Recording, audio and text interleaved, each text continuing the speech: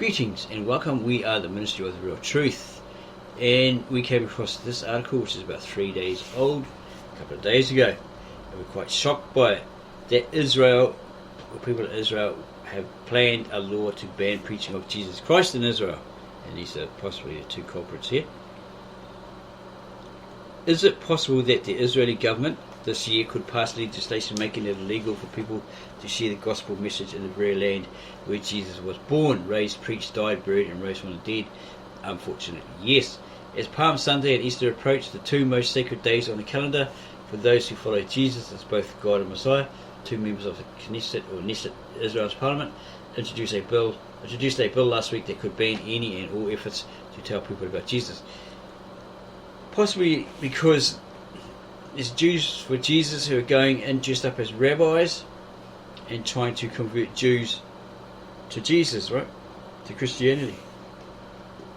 And so forth. You can also read self-proclaimed Jesus Christ in danger after threats to crucify him on Easter emerge. Is it a self-proclaimed Jesus? Wow. The bill would send violators to prison. Should it begin to gain traction inside the Knesset and begin moving towards passage, the bill could create a major new headache for Netanyahu's government by sparking a serious clash with evangelical Christians in the United States and around the world who are among the biggest supporters of the State of Israel. Like you've got John Hagee that says, God says, you must give money to us if you love Israel and we'll help Israel. Yeah, it's sort of sham. In the United States alone, there are some 60 million evangelicals. Globally, there are an estimated 600 million, according to the World Evangelical Alliance. The bill could also draw sharp criticism from both Republicans and Democrats in Congress, in the US, in the executive branch, among the US governors and others who love Israel and have always stood with the Jewish state, but will fiercely oppose efforts to silence followers of Jesus in the Holy Land. Yeah, America's always been a fan of Israel. Apparently they're scared of them for different reasons. Maybe because it might have nuclear power or something like that. And so forth. Yeah, so they've always been behind them, right? When they sunk a few ships, like an aircraft carrier and so forth, maybe the Rainbow Warrior, or something like that, protest ship from New Zealand, or some other country. And they boarded it and hassled the people, etc. It was basically overlooked, supposedly. Okay. The bill could also draw sharp criticism from both Republicans and Democrats in Congress, in the executive branch, among US governors and others who love Israel and have always stood with the Jewish state, but would fiercely oppose efforts to silence followers of Jesus in the Holy Land. Former US Ambassador of International Religious Freedom Sam Brownback, who served during the Trump-Pence administration, is the first American leader to publicly warn that this new bill poses a massive threat to free speech, human rights and religious freedom. On Friday, All Israel News emailed Brownback, a long-time and consistent friend and supporter of Israel, a professional translation of the bill in English, which was originally written in Hebrew, of course. Surprised and concerned, the ambassador replied with the following statement. Free and democratic countries simply do not outlaw the free exchange of ideas, and that includes religious beliefs and convictions. Article 18 of the Universal Charter of Human Rights, which Israel has signed onto, guarantees freedom of religion, including the right to decide your own faith beliefs. What does the new bill actually say? The proposed legislation would outlaw all efforts by people of one faith who in any way want to discuss or try to persuade people of other faiths to consider changing their current beliefs, religious beliefs, especially in Israel. Because there's Jews for Jesus, they dress up as rabbis, pretend to be rabbis, and go in there and try to teach to Jews, practicing Jews, and they don't like it. Israel don't like it. A lot of rabbis, etc., don't like it. So they're probably possibly trying to stop that as well. And it's against the law to proselyte or to preach to underage children. The proposed legislation would outlaw all efforts by people of one faith who in any way want to discuss or try to persuade people of other faiths to consider changing their current religious beliefs. The punishment for doing so would be 1 year imprisonment. If the conversation is with a minor, someone under the age of 18, the punishment would be 2 years imprisonment. This bill would apply to people having spiritual conversations with Israelis of any religion. However, in the official explanation of the bill, the two Israeli legislators specifically emphasised the warning to stop Christians in particular. The bill's primary objective, therefore, appears to be making it illegal for followers of Jesus, or Yeshua in Hebrew, apparently there is no Yeshua in the Hebrew language, to explain why they believe that Jesus is both Messiah and God, with the hope that Israelis might consider following him. The bill does not only make a simple personal conversation about Jesus with another individual a crime, it would also make it illegal for someone who solicits a person directly, digitally, by mail or online in order to convert him from his religion to Christianity. Thus, producing and publishing online videos explaining the gospel to Jewish or Muslim people in Israel and to those of any other religious faith would suddenly become illegal. Publishing books, other printed literature, online articles, podcasts, or other forms of media that explains the life and ministry of Jesus and his message found in the New Testament would also become illegal. Is that from within Israel, or are they going to try and make it a law that you can't talk about Jesus throughout the entire world? Okay, through the internet, social chat rooms, etc. So, discussing the gospel message via email, text message, just written letters, and or on social media, including answering questions initiated by people who don't follow Jesus.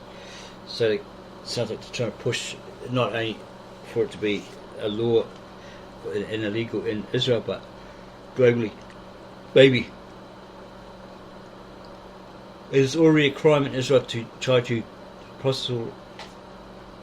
proselytize minors or bribe people of any age with money or material goods to change their religious views. But this new legislation seeks to go much further. Therefore, it is proposed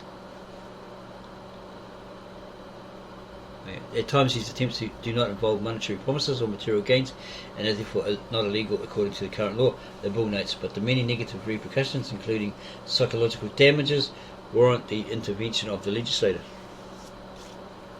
Therefore, it is proposed that, alongside the prohibition of giving favours as an incentive to convert religion, also prohibited will be the act of solicitation to convert religion when it is done directly to a person, whether that be face to face or via any other means of communication.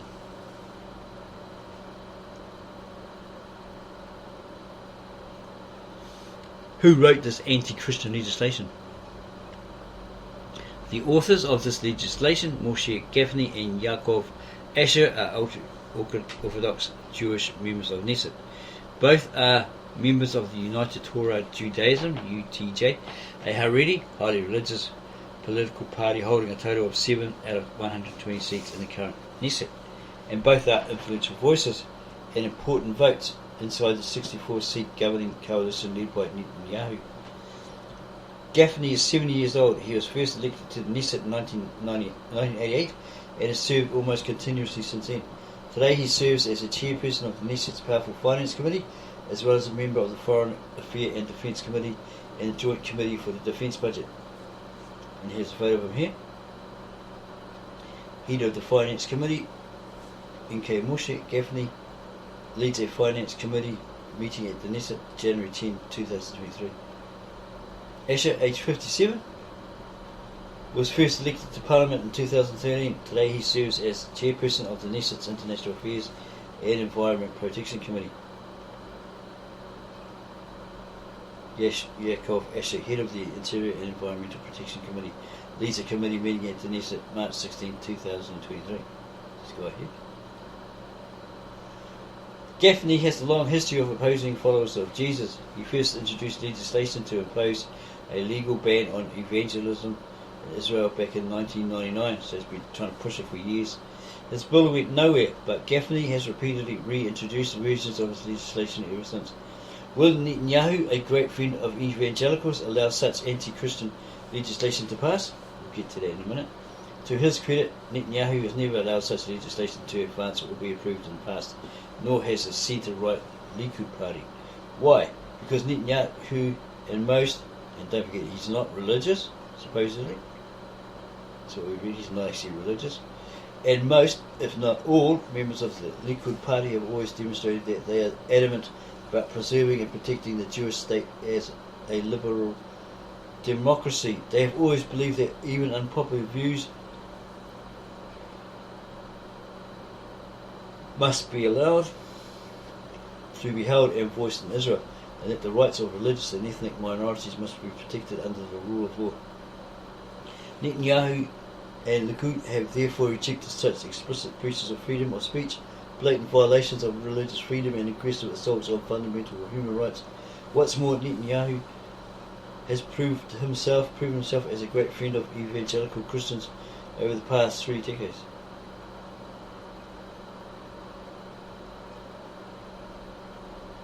Prime Minister Benjamin Netanyahu speaks at a Christian United for Israel (CUFI) event in Jerusalem, March 18, 2012. And that looks like John Hagee right here.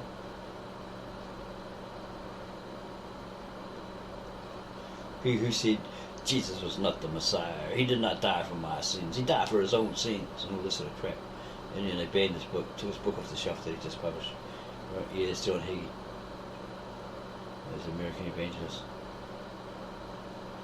While he does not agree theologically with the evangelicals about who Jesus is, Netanyahu has long viewed the evangelical community as a true blessing and strategic asset to the state of Israel and to the Jewish people worldwide. That's why for 3 decades Netanyahu has actively and consistently courted and cultivated strong support for Israel among evangelical Christians, of which there are some 60 million in the United States and some 600 million worldwide. Netanyahu meets regularly with Christian leaders from a wide range of denominations and often speaks at Christian conferences and forums, including at the Christian Media Summit, organised by Israel's government press office each year in Jerusalem.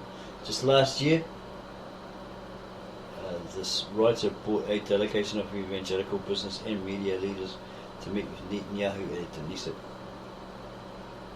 During his book tour several months ago, Netanyahu also spoke on numerous Christian TV networks, including TBN and CBN, the 2 most viewed evangelical networks in the United States. Why could this year be different? That said, evangelical and Messianic Jewish leaders who have spoken to All Israel News in recent days say they are concerned that in the present political environment, the legislation introduced by Gaffney and Asher could actually become law. They note that out of the 120-seat Knesset, the current government coalition is comprised of a large number of Orthodox and ultra-Orthodox members. These members are far more aggressive in this legislative session than ever before, and pushing for legislation to be passed that advance their theological worldview.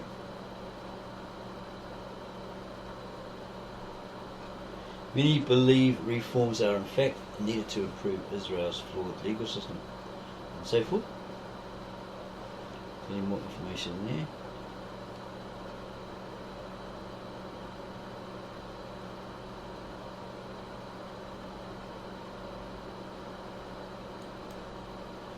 We have another website to back up their statement.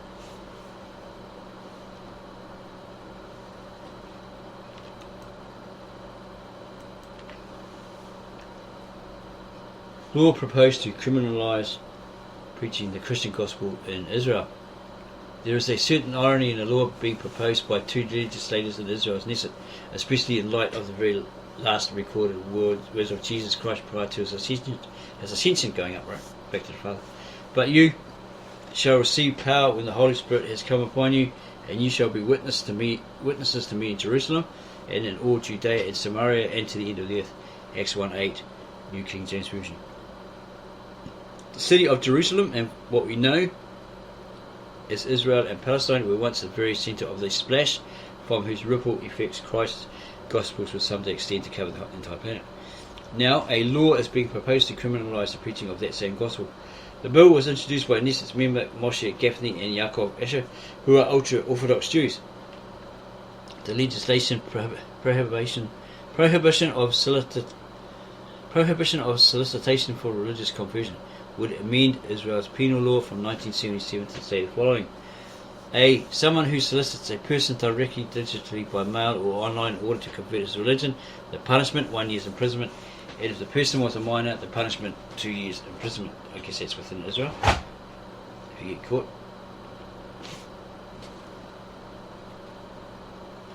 The proposal also says recently the attempts of missionary groups, mainly Christians, to solicit conversions of religion have increased.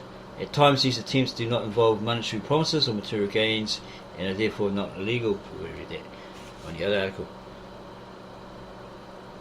The natural response of many would be outrage at the possibility of someone being arrested for their faith. Such a response ignores Christ's own words that the preaching of a genuine gospel would be met with hostility by those who do not accept Christ as Lord. But there's another reason not to focus on that detail. It misses the bigger picture. Why is such a law being proposed now rather than say 30 or 50 years ago? A law like this looks a lot like the anti-conversion laws India started passing when the gospel was spreading like wildfire there. Does this look to you like a law passed by someone standing confident in their position of strength? Or does it seem more like someone shouting at the waves of the sea as the beach gets washed away? God eventually gets the last laugh, and it usually involves flipping someone like the Apostle Paul from one of the greatest opponents to his mission to one of its greatest spokesmen.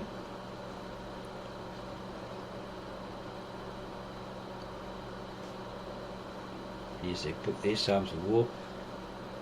President Literary Kick-Ass, Doug Giles.